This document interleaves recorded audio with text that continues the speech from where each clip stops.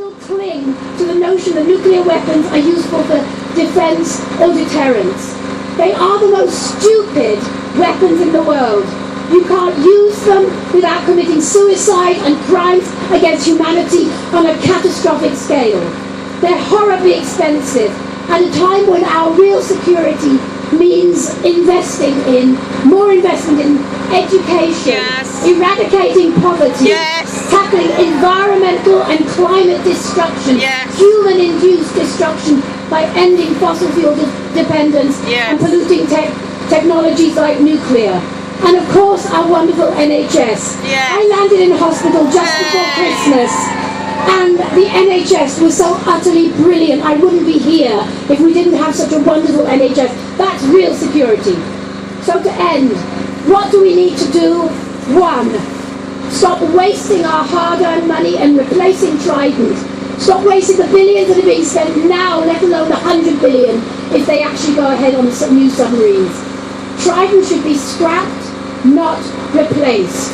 And we, Britain, should be joining most of the UN nations in multilateral negotiations to ban and eliminate nuclear weapons, to prohibit the use, deployment, production, stockpiling, transporting of nuclear weapons, and require, under international law, that they be totally eliminated.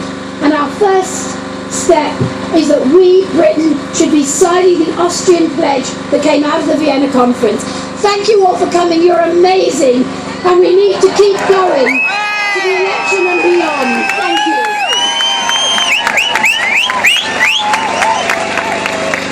Thank you very much, Rebecca. To get rid of nuclear weapons, we need the biggest possible alliance. We need people of all persuasions and the whole community to come together. So it's with great delight to introduce the next speaker, Shahrar, Deputy Leader of the Green Party.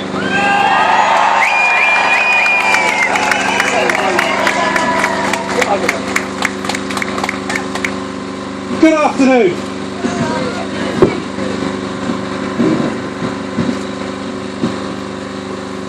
Whose interests are served by the expenditure of 100 billion on Trident renewal?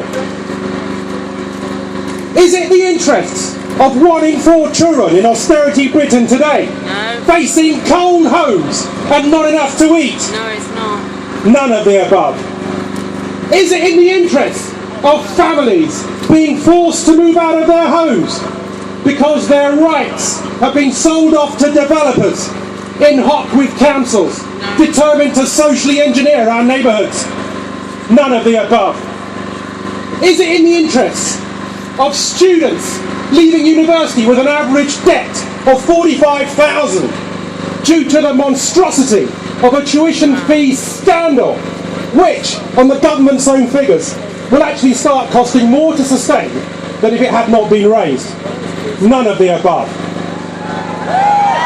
Is it in the interests of the patient seeking emergency attention only to discover that their A&E ward has been boarded up without consultation, advance warning or notification? None of the above. In the words of Caroline Lucas, Cameron, stop punishing the poor. The interests of none of the above are served by Trident renewal. I don't congratulate the 37 MPs who voted against Trident renewal this week. Well, Jeremy accepted. What's to congratulate for having sanity and humanity? I do despair of the 364 who voted in favour and of those who sat on the fence. Shame on you. What's not to despair of the monstrosity of belief that the manufacture of weapons of mass destruction has a meaningful role to play in global security in the 21st century? UK's ultimate insurance policy, but insurance pays out. It doesn't prevent something from happening. Tens upon tens of millions of people have suffered and died as a result of war in the last century alone. Apparently, we should be on heightened alarm at the prospect that nuclear weapons could fall into the wrong hands. Does that mean that our arms are currently in the right hands? Are the right hands the ones who would perpetrate extraordinary rendition, state-sponsored, sanctioned kidnap, in the name of global security? Are the right hands the ones who would bomb and kill Iraqis in order to save them? In order to decommission weapons of mass destruction program-related activities? Are the right hands the ones who would prevaricate, dissimulate, sex down, well there's a new word, and eventually delay the publication of the Chilcot report, some 12 years after going to war? Whose interests does such secrecy betray? Whose special relationship? Not in the right hands. Dangerous toys for big boys. Blood on their hands. War is a continuation of policy by other means. The true meaning of this is that war serves its own ends. Isn't it bad enough that politics has become a war on the poor? Moreover, in the nuclear war, the true enemy is war itself. The Green Party are committed not only to scrapping Trident, but also pushing for UK participation in international negotiations for a treaty to ban all nuclear weapons. We would ensure adequate funding for the safe and secure dismantlement of existing warheads and submarines and return to the US the US-made and owned Trident missiles. In so doing, we would free up tens of millions and billions of pounds by not replacing Trident, which we invest for Britain's real security needs, such as well-resourced NHS and education. The Green Party stands shoulder to shoulder with each one of you today, and with all those across the world, against the proliferation of nuclear weapons, in support of a common humanity.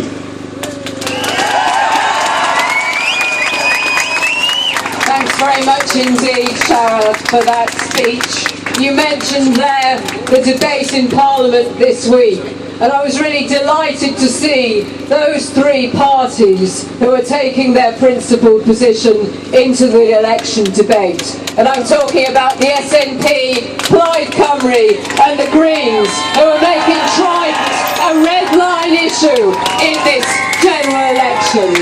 And we've all seen how Trident has become an issue in Scotland. It was central in the independence campaign and it remains fundamental to Scottish politics today. And I'm very proud to be able to read a message from the SNP direct to this demonstration. They say, in Westminster this week, the Scottish National Party, Plaid Cymru and the Greens voted for the cancellation of the renewal of Trident. The next generation of Trident nuclear weapons will cost an eye-watering 100 billion, an absolutely indefensible amount of money at a time of cuts and austerity. The presence of Trident on the River Clyde, close to Scotland's biggest centre of population, is opposed by the churches, the trade unions and the majority of Scotland's elected representatives. Trident is a Cold War system. It was designed to obliterate cities and civilians. Nuclear convoys carrying nuclear weapons regularly travel along Scottish motorways and through Glasgow at an unacceptable risk. Trident is unjustifiable and unfit for the 21st century. It's time to wrap it up. Solidarity with this demonstration today.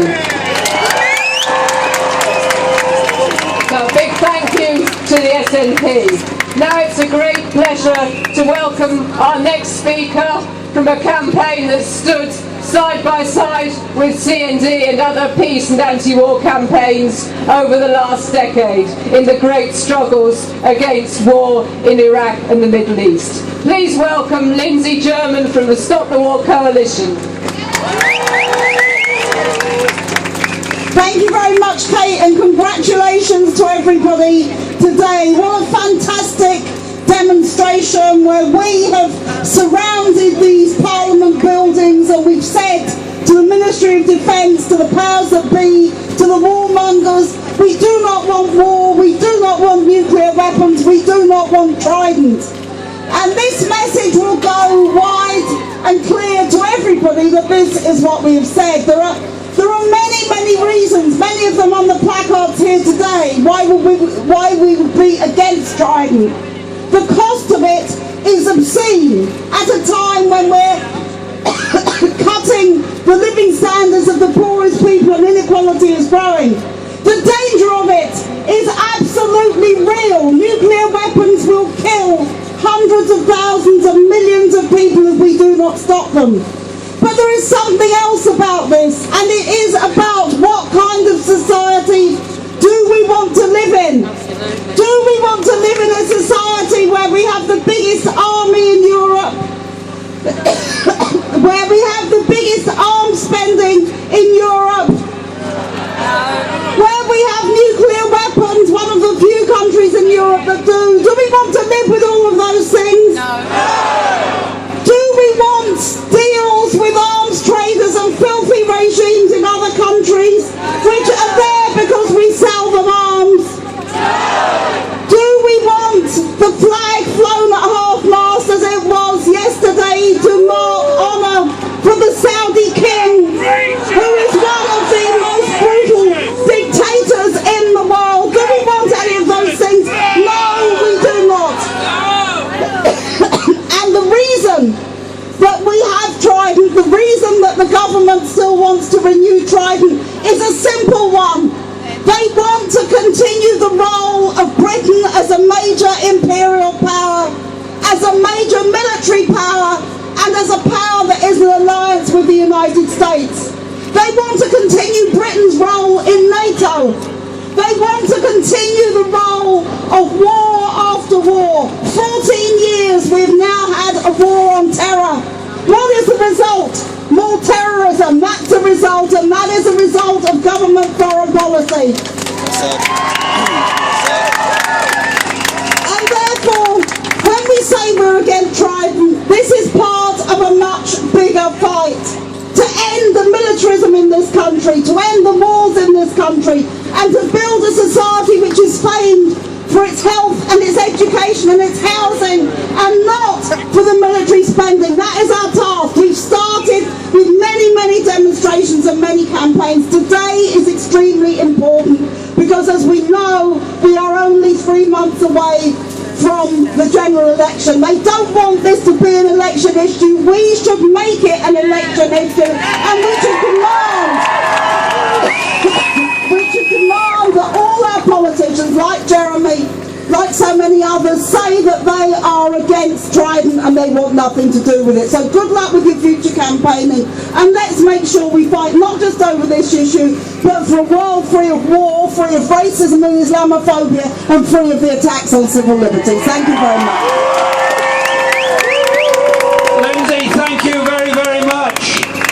I've just come from doing a short interview for Sky News, and they asked me what I thought about Saudi Arabia, and I said, we have sold them arms, we have bought oil, and now we're blind to the human rights abuses that are going on there because of the corruption of the arms trade.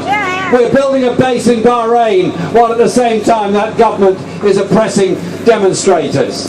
We have to stand for an awful lot of things, one of which is morality in international affairs. They're not achieved by either selling arms or building weapons of mass destruction such as we have in this country. When we had the debate in Parliament this week, there was a lot of people giving us expert advice, the security this, the parameter of that, the logic of the other. My reply is perfectly simple. If you have nuclear weapons and you want nuclear weapons, then ultimately you must be prepared to use them. Are you prepared to live with the consequences of environmental destruction, a nuclear winter, a famine across the world, economic disaster for millions, the consequence of any one nuclear weapon being used anywhere, are catastrophic for the whole globe? Get that simple message across. That is the best one we can do. Can I now ask you to give a very warm welcome to a great friend of the peace movement in Britain, who's done so much to stand up for his community for peace and to bring about good relations between all communities.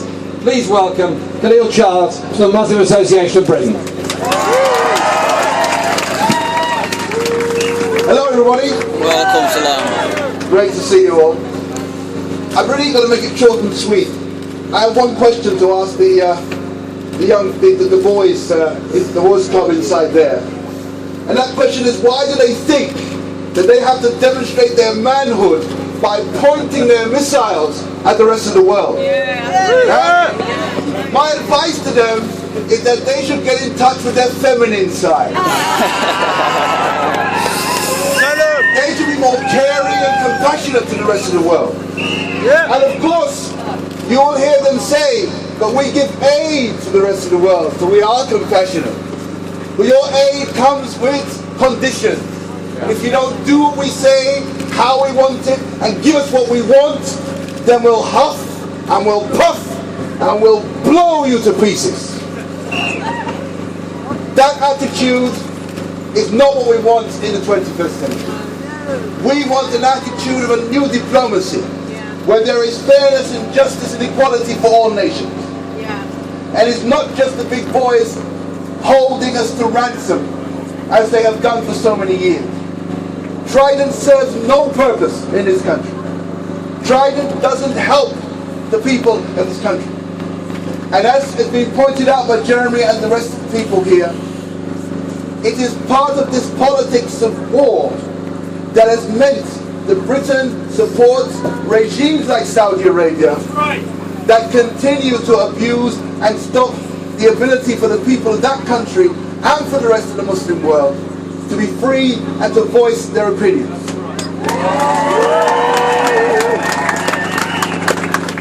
I am very proud to be, and always have been, joining the people who decided for so many years that war is wrong and Trident and nuclear weapons is wrong. I salute you, and I wish you all the best for the future.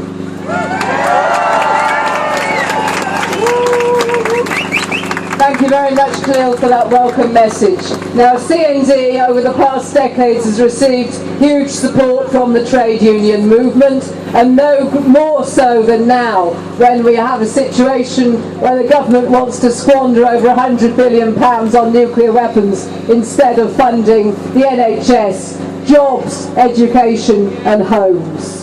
And so it's no surprise that we're having big support today from UNISON, one of Britain's largest trade unions and one of the unions most active and mobilised within the NHS. Please welcome Heather Wakefield from UNISON.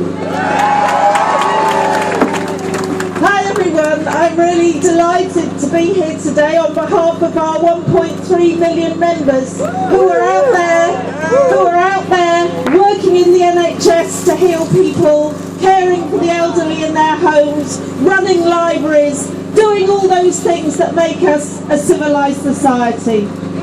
But we know, sisters and brothers, don't we? It was announced last week that over £3 billion is going to be spent so-called assessing the viability of Trident by Parliament, decided by Parliament, before they make a decision to possibly spend £100 billion on a weapon that nobody wants, nobody needs, and which we can't afford. Sisters and brothers, we've got another weapon of mass destruction. It's called the coalition government. And it's a coalition government that has cut public services by £30 billion. It's a coalition government that has cut council budgets by 40% already, with more to come. And we know what that means. Our libraries are being closed. Our health service is in disarray because of the privatisation plans and so-called reorganisation. Everywhere we look, our public services are in meltdown, but yet they spend £3 billion assessing Trident and plan to spend £100 billion more. We have 40% of our families living on less than a living wage. Almost 1 million people dependent on food banks. It's a blitz on everything that's good in our society and a raid on the poor and the vulnerable. But sisters and brothers, I want you just for one moment to consider that £3 billion. because by a terrible coincidence, it's exactly the same amount of money that weapon of mass destruction has cut from our social care budget. That means that only 10% of our elderly now receive free care, compared to 15% 8 years ago. Most of our home care services have been privatised, and our members are often earning less than the living wage and working unpaid hours just to give people a service. There are very few Meals on Wheels left. Day centres are closing, and residential homes are closing by the day too, either because councils don't have the budget for them, or because hedge funds like Southern Cross have moved in on them and closed them down when they're no longer viable. 15-minute home care visits, sisters and brothers, are now the norm. And tell me, can you get up in the morning, wash, dress, have breakfast, get out of the house in 15 minutes? Imagine having to try and do that for an elderly, immobile person and spend some time with them talking. I think, sisters and brothers, that we have to step up our fight against Trident like never before. A weapon of stealth, with spending by stealth by a government that cares no longer for its people. Let's fight together like never before. Let's unravel not just a scarf, but a new plan for this country based on the well-being of all, decent public services, decent jobs, and a decent income for everybody. Thank you very much indeed, Heather. It's a great pleasure now to welcome our next speaker, who will be known to many of you for his work over many decades. Please welcome Bruce Kent.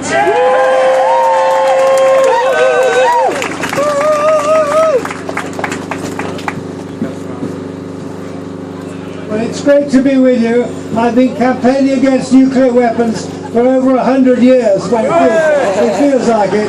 And I'm delighted to see so many young people here today. Give them a cheer. Hooray! Anybody under 65 is young as far as I'm concerned. And I'd like to say that we have a great opportunity come this election, because we have had the agenda has been set in Scotland. And in Scotland, the votes, the opinions against Trident were for all parties except the Tories, all of them. And I'd like to thank the Scottish National Party, I'd like to thank Plaid, and I'd like to thank the Greens for all they've done. Let's give them 3 cheers. Hip, hip, hooray! Hip, hip, hooray! Hip, hip, hooray! I knew you were getting cold and wanted to do something energetic. Anyway, but there are other places where we've got to be heard. I am fed up with looking at protests about the National Health Service which do not make a link to the £100 billion we're going to say on Trident. All these campaigns interlock. We can't campaign on everything, but we must all share the opinions we have. We can't have a decent health service and spend £100 billion on nuclear weapons. That's a fact. And we can't have a proper overseas aid policy. At the moment, apart from war on what, God bless them, the agents need to keep far away from anything to do with militarism. They don't want to talk about Trident, I'm afraid. I'm not being rude about any particular one, but these campaigns, we can't be talking about relieving poverty somewhere else when we're spending £100 billion on Trident. That message has got to go over. And I've just come back from St Martin's in the Field, Christian CND rally. Wonderful statements from all different people, church leaders, wonderful statements. But go down to the average parish and you'll be very surprised to find a sign on the board saying no to try and spend the money on something else. I want the churches at grassroots, not at top roots. Let's get them some encouragement and get on with it. I think that's probably enough from me. Nobody's tapped my back yet. Someone's just tapped my back. Bloody hell, I shouldn't have said that. Anyway, I wish you well in the elections. we have a great possible victory here, because in there's going to be a parliament and nobody's going to have an absolute majority. And Labour, if they win, are going to come hands and knees to the smaller parties for their votes. The price of their votes has to be Trident. That's the message. Thank you very much. Thanks very much indeed, Bruce. Interesting you mentioned Labour there, because our next speaker is Julie Ward, who's the Labour MEP for the North West of England. Many of you will know that that is the constituency which includes Barrow, where the nuclear weapon submarines are made. Welcome, Julie. Thank you. Before I became elected in May last year, I was a poet and a theatre worker. I was a woman who got very, very angry about austerity, about Euroscepticism and UKIP, and about the warmongering that was continuing to grow in our country, because I've been a peace activist all my life. I wanted to talk about what this is and isn't about. It is about jobs, and I represent the North West constituency, where people in Barrow want jobs. But they don't necessarily need jobs that are in an armaments industry, which is a death agenda as far as I'm concerned. What people need and want is jobs that are linked to a decent work agenda. In the European Parliament recently, we won a vote on a decent work agenda for developing nations, and I would like that decent work agenda to apply to people in our own country. It is about the economy, but we have a shopping list of things that are far more important than Trident. Youth centres, libraries, theatres, decent transport, trains, buses in rural areas, play parks, all the things that we have seen cut away over the past 4 years, which make a decent place for all of us to live in on an equal basis. And this is also a global issue. It's not just an issue for Scotland or for the North West or for the UK. It's an issue for the European Union, where I sit in Parliament and represent 6 million people in the North West. I also represent the people of Europe, and this is a global agenda. And it's important to remember that the European Union was created to promote peace and tolerance, and nothing undermines human rights and hopes for a peaceful world more than the macho posturing of nuclear-armed states, or those that would be if they could. Our fundamental right to life is continually threatened by the very existence of nuclear weapons. I have joined a global network of parliamentarians for nuclear proliferation and disarmament, working with them in Vienna and elsewhere to try and bring together a treaty that would ban and prohibit nuclear weapons as an illegal form of, as an illegal defence system. And I was pleased to host a pre-meeting in the European Parliament for civil society. And that's what this is about. You are the people who are going to make this happen. You are civil society. And in the European Parliament, on the Education and Culture Committee, I also have responsibility for citizenship. This is citizenship today. You speaking out, you marching. So the argument is simple. The use of nuclear weapons could never be justified under international humanitarian law. By definition, it could never be militarily proportional or distinguished between military and civilian. So I stand here before you today as a woman, a mother, a union member, now an elected representative, an artist, an activist, and I hope a grandmother, if we can get rid of these awful weapons. And Julie, add to that, you're a wonderful human being as well. Thank you very much. The next speaker I'm very pleased to introduce is Bishop Thomas McMahon, the former Roman Catholic Bishop of Brentwood, and very, very active in Pax Christi, which has done fantastic work of promoting peace, education and peace discussions amongst all Christian churches. Can you please give a very warm welcome to Bishop Thomas McMahon. Thank you very much, and I want to illustrate what I want to say today by calling on an ancient legend. There was an isolated kingdom, and this particular year the grain harvest had grown poisonous, and so all those who ate it would become mad. So the king said to a trusted servant, he said, "You, I want you to eat less so that you won't be quite as mad as the rest of us, and then you can tell us that we are mad, and hopefully the day will come when we will be sane again." Well, I feel that today we are that voice, and we are endeavouring to remind the world and to remind our country in particular of the madness and the immorality of weapons of mass destruction.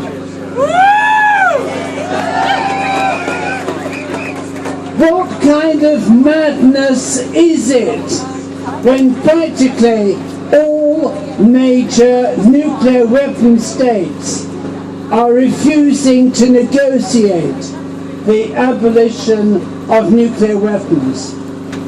I'm really delighted to say that Pope Francis has called on world leaders and people of faith to rid the world of these nuclear weapons.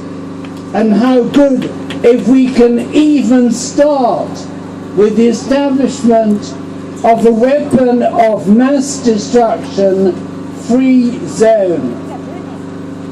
I want to say that in the face of such madness, we have to keep telling the people that the use of weapons of mass destruction would be a crime against God, against humanity, and against creation itself. When we think of our own country, how can we tell Iran and North Korea to stop developing their own weapon of mass destruction when we are just about to renew our own?